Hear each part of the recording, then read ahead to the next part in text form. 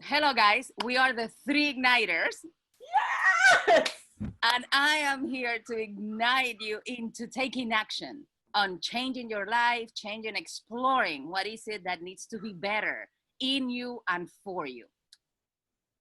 And I'm here to ignite your relationship with food and how you look at the sensual pleasure in all of life that's around you.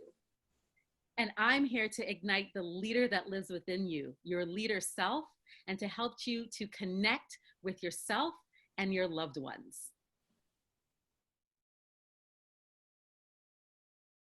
It does.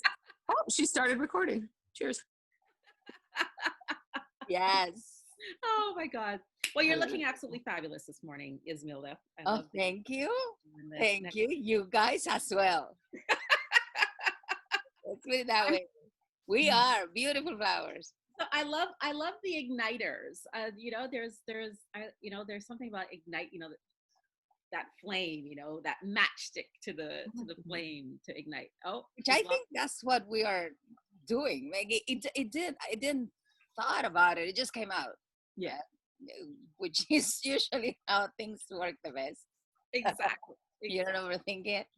But yeah, I think there is something behind that. Like this is at least from my side, that was the intention, right? Like whatever we talk about will ignite something in the person, either an idea or an attitude or a shift or whatever that is. In another person, in myself, every time we leave, something happens. Like within the next friggin' 4.5 minutes, I'm like, oh, that's what I needed, right? Oh God. Anyway. Okay, so then we thought to talk about surrender and what that means. You did offer that up as a fabulous topic, yes. So if you are up for it, let's and surrender brings up. What does it mean for each of us? Yeah, it brings up I know surrender brings up a lot in a lot of people. Mm-hmm. Because I use it in my coaching when I'm coaching someone, and I have to now be very mindful because words carry vibrations. And for me, surrender is the same as release, is the same as invite, right? But there was a time for me when surrender was a no-go word, because that was all about warrior surrendering, and that was not happening. Defiant Lisa came up when the word surrender. I can see that. So what about you, Donna? Did you ever had any negative? Oh, never. No. You know what? I still have those moments, Lisa. So I'm like surrender. I like how you say invite and let go. I mean, even let go is one that it's like, I know when I just can't, it's like, oh my God, I know you. Okay, little control woman. Let it go, type A personality. What are you holding on to so much for, right? And of course I go through moments of that. I mean, I definitely, I mean, I'm not at 100% all the time. And I hope, well, I don't know if there's a hope of anything, but it's like, I feel like I can do it a lot more, but certainly like anything, good days and bad days, right? And it's when I put my mind into what am I surrendering for again, right? And then it has to be, you know what? It is for the bigger part of me, right?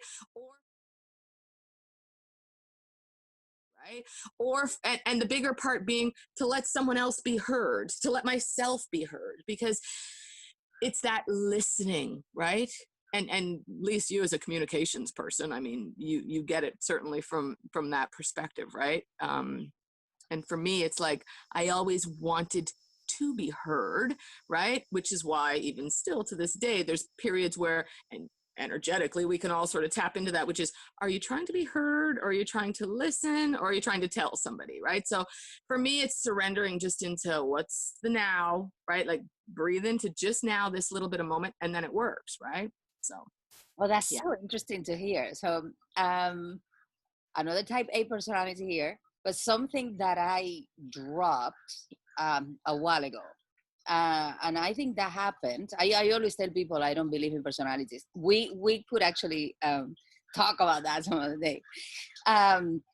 But what I mean is that I could probably pinpoint in on time the exact day when I understood what surrendering would mean for me. And so, taking what you guys said into consideration, I'm thinking, okay, how did that happen for me? How did I get there? The thing is, I was a full-on warrior for most of my life, but that brought me to a place where I was broken, where I was depressed, where I was sick, and the same could be said for the scientist side of me, right? And I think I explained that to Donna once. It's, for me, is relatively easy now to let go to the overthinking, because I come from that world, and my life showed me that it wasn't leading me to where I needed. And so, coming out of a whole emotional, physical, I was exhausted from everything that was happening to me. Then, to me, surrendering was all about letting go of the need to control. And it was easy because it came out of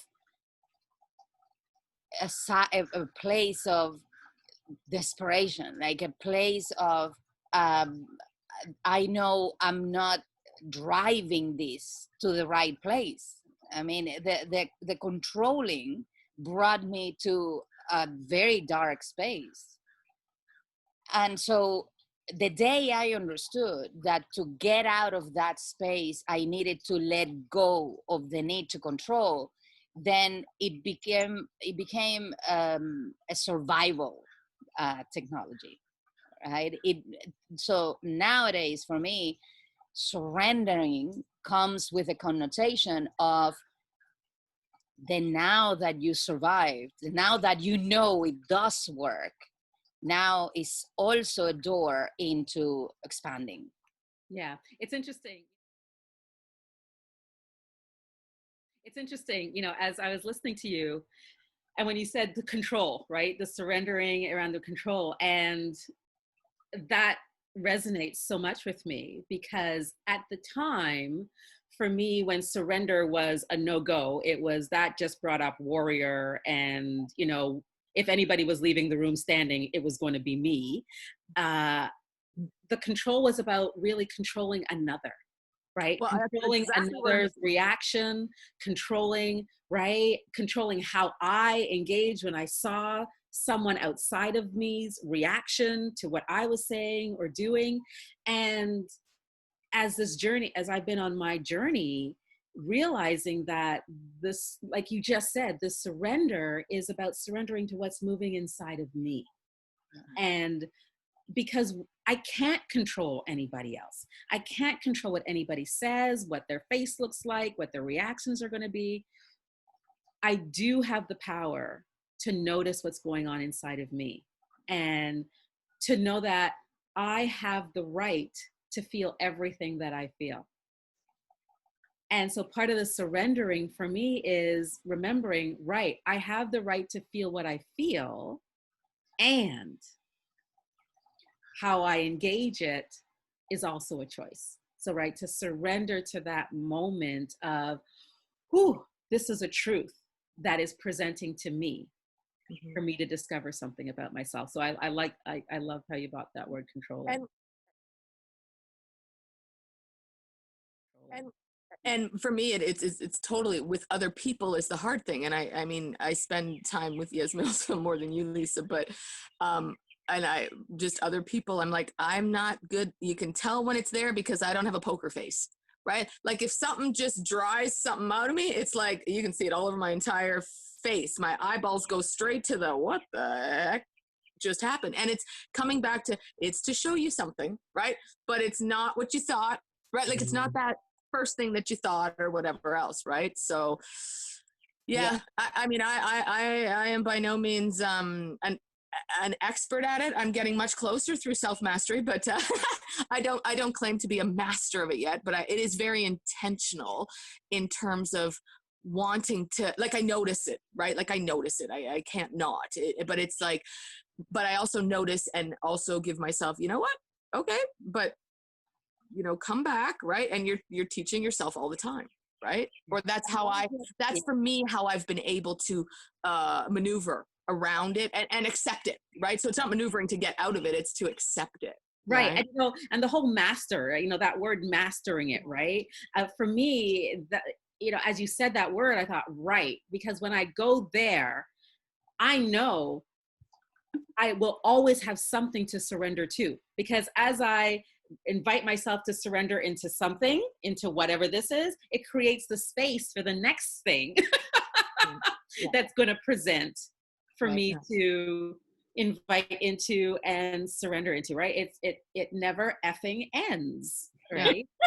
Well, because you know what though, it's funny because, you know, I often went through this, okay, ascension and what are these words meaning? And, you know, and then you go to, okay, let's just go to plain English of maturity, right? We're maturing to some regard. But when you put in your head that, well, maturity has an age to it, it has, back to what you're saying, Yasmilde, it has a personality, right? It's like, well, not really. Right. And I know that's for another, but it's like, it's when we put these, okay, well, I'm at this age, I've accomplished these things, I'm doing these things. Am I not mature? How much more do I have to learn? And then until you get to that point, which is like a whole lot, Donna, a whole lot. And it's never ending and it's okay. And it's exciting and it's good. Right. Like, yeah. Nice. Yes. So listening to you guys, I realize that practicing surrender is exactly that, a practice. Yeah. So it means, and I can actually see on my own story how that went, right? Where that exactly that happened, where there is a period of time when you have to call yourself back to it. Like you need to make the choice, right? But once you are consistent doing that, you do come to a place where it happens automatically. Right. And I know that because of personal experiences. Not very long ago, actually, I realized that I had this class that I needed to put together. I had a lot of other things going on in my personal life that were taking a lot of my time. I needed to do research for the class and just put it together, right? Simply. And the thing is that at some point I realized that I wasn't freaking out. I wasn't worried about it. I wasn't, scrambling for time and getting frustrated when things weren't happening. And I said, "Oh, okay, what's happening? What's happened? This is not really not familiar." A month or two ago, I could be freaking out. What's new? And I realized that then, now, instead of the surrendering happening after a conscious process, that okay, I'm making a choice and I let go. Okay, just take a breath and just relax into it and let things flow the way they need to and stuff. Then it was happening in microseconds, right? Like it has become the subconscious now. It is a new habit. It's the no worries. This is it. So, Being the now, right? Which is something Donna mentioned. Being the now, and whenever you have the time that you have, will be enough. If you are grounded enough, if you surrender to the process of the timing, the circumstances, the kind of people, the amount of people, is going to flow the way it needs to. Yeah. Period. And then now I have become it.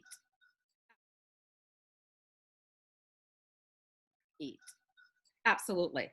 And it's part of the journey. And, you know, I think, you know, people hear all these words, surrender, invite, and And there's a lot of people that talk about it. What we don't talk about is the process of how it happens, right? Yeah. And the process of knowing how to come inside ourselves, right? For me, it's I take a breath, I relax my shoulders, I soften my belly, and I, envision myself coming down into myself, because in those moments where we're triggered, we leave, right? A part of us is like hovering up here, and it's helping people to know that it's a process.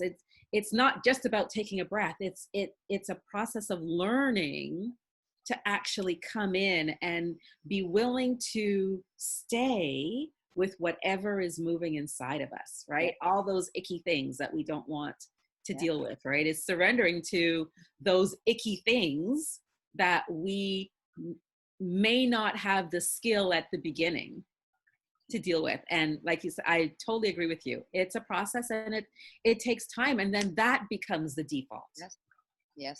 It's almost like when you say, because I use it to say, okay, I have to get to a gentle space, right? So same thing, come into yourself, right? But it almost makes me feel like when I can, it's to sit there, but then it's also let it go through me, right? Like almost like an emotion, like we would talk about, right? Like that, let that clear all the way through you, so you've felt it through, so that you've got this clear perspective, right? Is what that makes me make, like, that just comes to me, right? There was something else you said earlier, Yasmilde, but and if I think of it again, I'll come back to it, but it's fine. Something else comes for me, right? So the first, definitely, one aspect of this is surrendering that need to control, right? And coming into yourself and making that a practice, right? A daily choice. But there is another one. So I think both of you at some point say, okay, surrender to what? This is, to me, is what am I surrendering is the control. But to what are you surrendering? And before I'll say what I do about that. It's there's Donna. This is something Donna brought up now slightly, and before some of the day. When we say, okay, surrender the intention, right? So you have an intention, just surrender it and let it go, right? And she could come back and say, okay, for how long? I was still learning surrender. That was what, last week? Right? 2 days ago? Whatever. Yeah, all good. Depends what the thing is. Exactly. So before I explain what I told her, to me, then at that level of surrendering, that's a different level, right? That's a next stage kind of thing. Is surrendering, in my case, to divine inspiration, divine timing, divine inspiration, divine guidance, divine intelligence. It's coming from a place where I am convinced that I definitely don't know it all and don't know better necessarily. That there is a bigger intelligence that see a bigger picture, that sees all time as right now, that makes things available to me if I become available to it. So it's surrendering to that. It's trusting, and that's another very, very close together. Is trusting that things are going to happen the way they're meant to if I vibrate high enough. Right. So my part of the job is bring the vibration where you need it, and then trust that things are going to happen. So surrendering my will to that other one, right? And that's huge, because that trust, I know for me, has been one of the key tenets of my journey, right? To trust myself, and knowing, I'm one of those people, when I meet someone, sometimes I click right away, but usually I'm feeling somebody out, right? Until I can trust them. And what I realized was that was all about me. and how much I didn't trust myself. Exactly. So that surrender and trust, you're right, they are like this, right? Because I'm not going to surrender if I don't trust. Exactly. And if I don't trust myself, there's no way I'm going to surrender to what I think is moving inside of me or what I think is happening. And that it is a tandem. Yeah. You can't have one without the other. Exactly. And so what I've been going through and working on is in that merging. So I want to use the word warrior that you said before, right? So this whole divine, masculine, feminine merging, right? So that we're totally in this tandem that you're talking about. When you talk about warrior, there's a part of me which is, but I have a feminine warrior side, which is my masculine helping me to be that, right? So it's just, that's when I'm like, okay, why, you warrior in you, are you holding on so strong? Like for me to relax into it, I need to talk, like, it's like I need to talk to both of me to get into this duality part, like the action and the passive, and come back to neutrality, to just be like, okay, I've got to talk to you, right? Because that's in part of my own communication with myself, which then helps me to hear it, say it, feel it within myself, like go through it for a full-on experience, right? Instead of just, oh yeah, I know. No, I need to like totally embody and feel that through, right? You know, and I want to go back to way, like, whatever you had said before, Yasmilde, around when we get to these places of surrender and when we have to walk away and we know that we just have to, you know, I don't care, walk away from our desk or do whatever. I've got sort of triggers in my body where it's like, okay, yeah, it comes up. And I'm like, when I feel that, I'm like, oh yeah, no, I have to. Like I've sort of, whether I've taught it or it's keep doing it. I think I've taught myself to do that, to just be like, okay, that's a way that I know instantly, more than just your own, like it's intuitive, but it's that body subtlety that helps me to be like, okay, I feel you. I gotta go. Right. You know, so, but yeah, there's so much, well, and you do words. It's like, you know, it's like warrior and protection. I've had this big thing around protection and I'm like, what the hell do I need to be protected for? Because right away, my masculine wants to come out and protect me, which causes this control thing over me as the entirety of me. And I'm like, okay, calm down, Sonny. Right? Like, hold on here. It's not protect as that, whatever language. Obviously in me, protection causes, you know, a negative connotation, right? Instead of this, you know what, we're just gently protecting, holding space, whatever that is, right? So funny. I know. Yeah. Yeah. So the whole surrendering thing then is, to me, is like, yes, you have to do your due diligence. You have to work on yourself. You have to first and foremost learn how to love and trust yourself. Because like you said, Lisa, it's always, whatever your relationships are going on, is a reflection of what's going on with the relationship with yourself. Which brings me to that day that I learned what surrendering and trusting meant for me. The whole process, what I was doing, was using quantum concepts to see how was I moving regarding concepts of relationships. So let's say I wanted, out of a relationship, I wanted to feel respected, I wanted to feel appreciated, loved, you name it. So let's take those three. And knowing that we move around those things in loops, energetic loops. You have your downs and you have your lows, your highs, right? When you feel the most respected, how do you feel, right? And when you feel the less respected, how do you feel, right? And I was doing that kind of exercise. But because at the time I didn't have a relationship, I was thinking of, okay, what do I want out of a future relationship? And how do I do this exercise today regarding how I feel about myself? How do I give myself respect, appreciation, everything like that?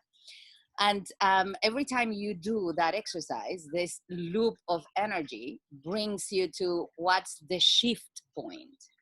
What brings you from the low to the high? How do you transit so that you can help yourself, right, to do the thing? It's a shorter jump to aim for the shift point than to aim for the high point, right? Might be frustrating. So I did all this. I come up with what is it, my low, my high for all those things, relationship wise. And then I look for the shift point. It turned out that out of the 5 things that I was checking, the turning point for all of them was trust and surrender. All of them. It didn't matter. They were different lows and highs. Right. They all came to exactly the same point. And that blew my mind. Yeah. That blew my mind. That was this huge message of, you know what? Let go. Quit wanting to control the outcome. Right. You relaxed into it, it's going to happen. Mm-hmm. So, which brings me to what I say to my clients is that, you know what? The second you get engaged, you get attached to an outcome, you are limiting the outcome. Yes. You are actually pushing it further from you. So, right. But we're taught that, right? Yeah, we're taught to be so outcome focused. I know. Right. And So that shift. Yes. And that's where the battle, the war happens inside of us, right? Because it's like all of a sudden everything that we've been taught, now all of a sudden, what, I'm just supposed to give up and not be in constant pursuit. And people, it's a concept of not realizing, right? It's not that we're not pursuing it. It is we are inviting it to come into. Right, exactly. It. It is also, if you are too intent on controlling, you're not listening. You're not listening to yourself. You're not paying attention to what you're feeling. You're not paying attention to what your body is trying to tell you, to your genuine and honest reactions. If you are controlling from your head, you're not listening to your gut or your heart. Those are the 2 other brains in your body, right? Yeah. So you need to be in you, curiously exploring, so that you actually get to an outcome that is way more fitted to who you are instead of who you want to be. Yeah. Again, we don't know better. We're all special. Absolutely. That's important, right? So I love that, and the words, because me and words, right? And I've been having lots of conversations these days about, that whole to be inside ourselves, right? And the visual that I now have around that, myself, is, the term, we are spiritual beings having a human experience. Mm-hmm. And we talk a lot about, or we hear a lot about having that spirit live inside of us. Well, I've actually flipped it. Okay. The device, my human body, lives inside of the field of the potential of who and what I am. Actually, that's exactly right. Accurate. Right. Right. So then to have that visual of to be inside myself isn't around being inside the body. It's about the device, the human side of me being inside the energetic field of the I am that I am. Exactly. And in that, it was, at least I'm thinking, it makes the idea of surrendering easier. Okay. Because it's something that already exists. It's already there. It's like how the world is floating in space. Exactly. Yeah. Right. So, and it's how I tell my clients,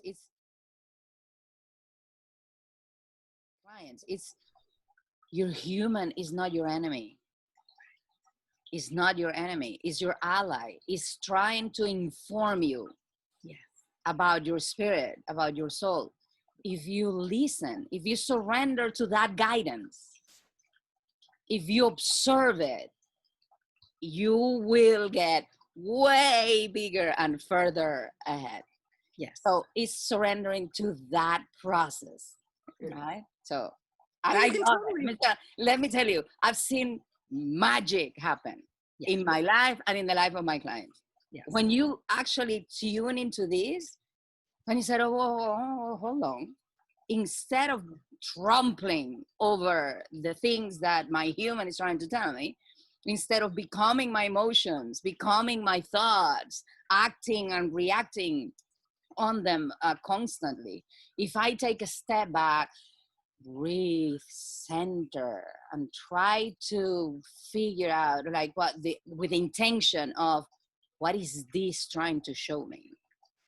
What do I need to learn out of this? Surrender to that, the nature of that, right? That this is what needs to happen. Then you stop wondering, how much more do I need to learn? How much more do I need to go through? When is this coming to happen, right? Like you, all of a sudden, you become the process. Like you live for the process. Right, and it becomes easy. Exactly. Right, there's ease attached to that.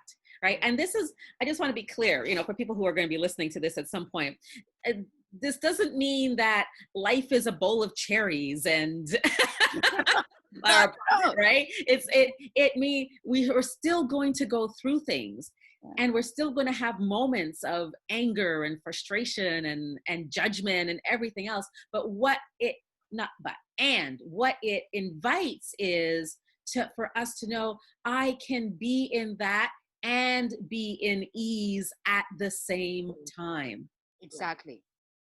There is a part of you that is observing and learning from it. Yes. It doesn't matter really. At some level, it doesn't matter if it is a good thing or a bad thing. The process is exactly the same. Right. So it's not that everything is roses, but it doesn't matter either. Right. Right? It's the process for all of it is the same. And it's learning. Though that's so important because I think it's important for people to know this is not about life always being easy or always being in a good place. This is about living life as it presents. Exactly. Well, because we're not taught to, you know, we're not taught emotional intelligence by any regard. We're not taught about our emotions at all, right? Not really. I mean, now I'm not going to say not any parent, but I'm like, we're not taught that, right? You know, back to the human and who are we fighting? And we're all against, you know, success and improving ourselves and that control. And it's like, but I have to control my emotions. So it's the entirety, like you say, right? And then it's learning. It's like, oh my God, carry the Kleenex, let the love come in, because I might be crying from love or I might be crying from pain. Who the heck knows today, right? And what we tend to do is focus on what we call the negative. Yeah. Right? Yeah. How many people focus when life is good? I mean, some people, when life is good, they're waiting for the thing to come around the corner. I know. Right? Wait for it. The other Right. But you know, we focus so much on what we deem as negative. And it's all of it, right? If we just know that, well, of course, because it's the yin and the yang, it's the flow, it's the balance. Where there's one, there's another. And it's not an either or, it's an and. Exactly. It's the constant pursuit and not controlling pursuit. It's the natural ability that we have of finding balance between those two things. When we want to control the process, we actually hinder that. Yeah.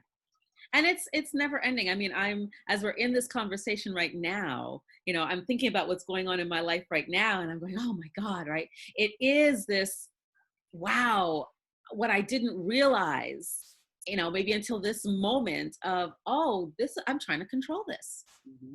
I'm trying to control an outcome.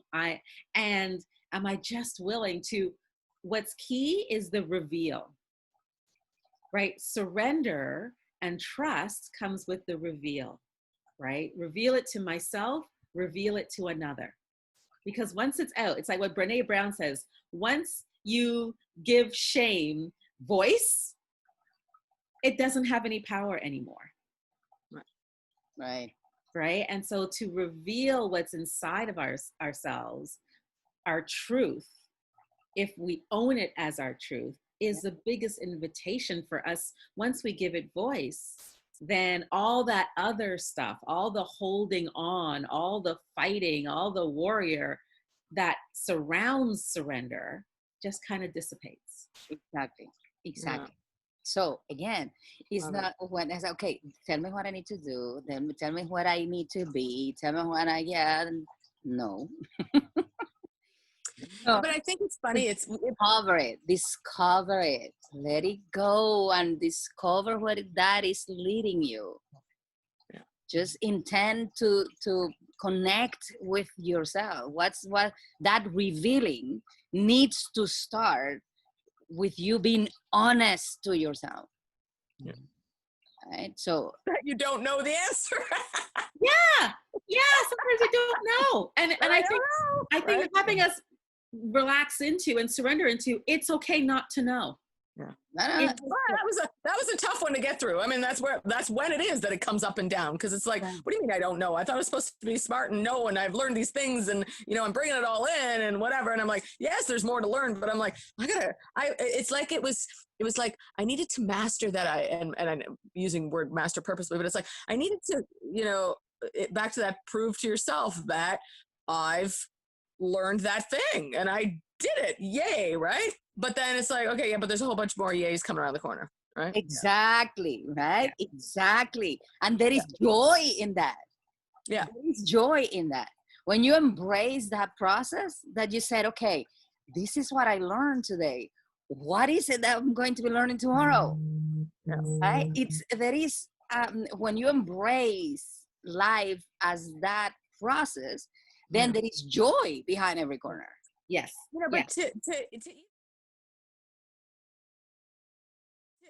to even teach that, like, what we're saying, and we're wanting people to get snippets of this and listen, but it's like, it is in that teaching at this, I'll say, much more impressionable age perhaps than we are, but to get that message. I was saying earlier about, working with Algonquin students, and Lisa, you teach students and your clients too, Yasmilde. It's like, God, it's like us just talking about it and not letting them see that it's like, you got to go through it. You do have to keep practicing it, making it a habit, right? Because even those words were hard ones for me to get through. It's like, what do you mean I have to keep practicing? I thought once I'm this, I'm that, right? Where it's like, no, now it's good, right? Like now it's like, it becomes ritualistic more than a habit or a practice or anything else for me. It's like, okay, that's part of what makes me shine and makes me get through my day way better. I can practice that. I can, yeah.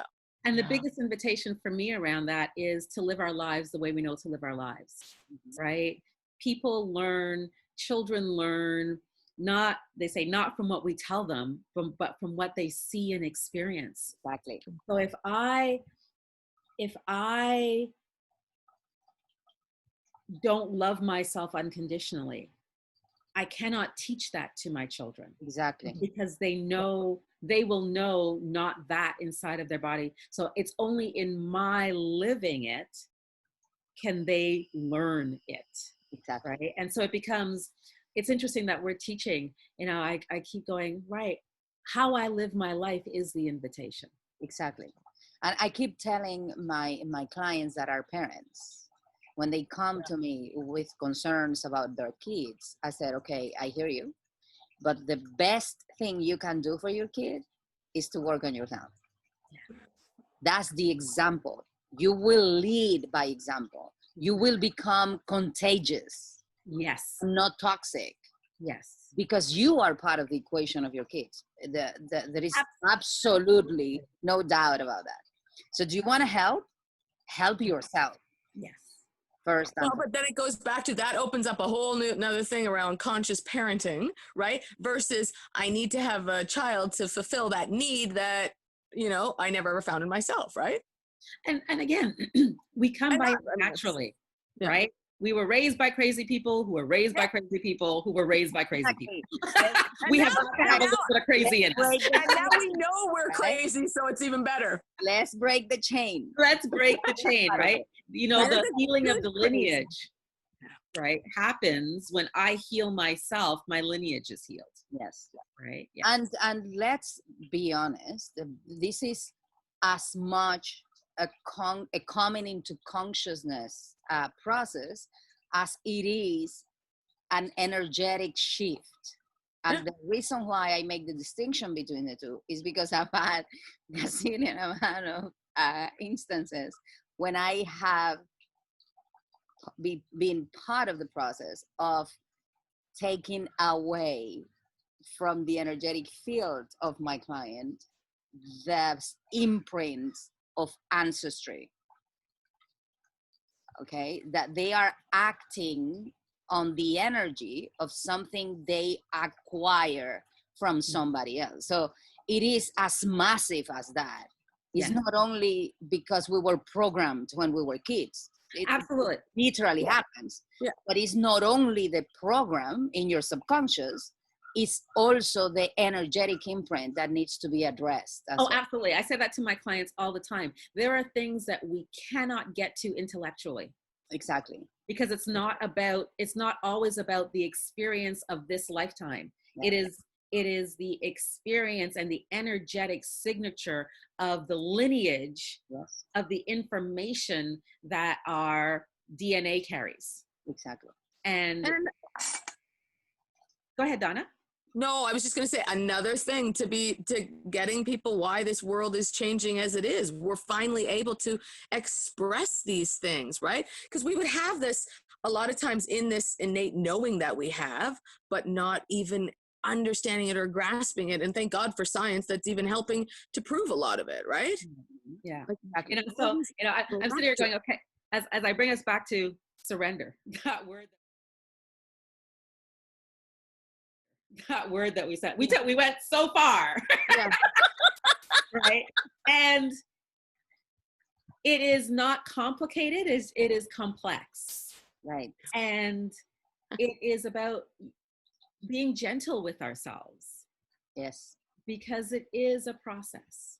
It's an ongoing process. And, for those of us who are type A and like to beat ourselves up for not getting it right, and immediately second, third, or 100th time, right? There is no right. It just is. And I think, to know that each time it becomes easier. Yes. Yes. Though I think it becomes automatic. Yes. It's even better.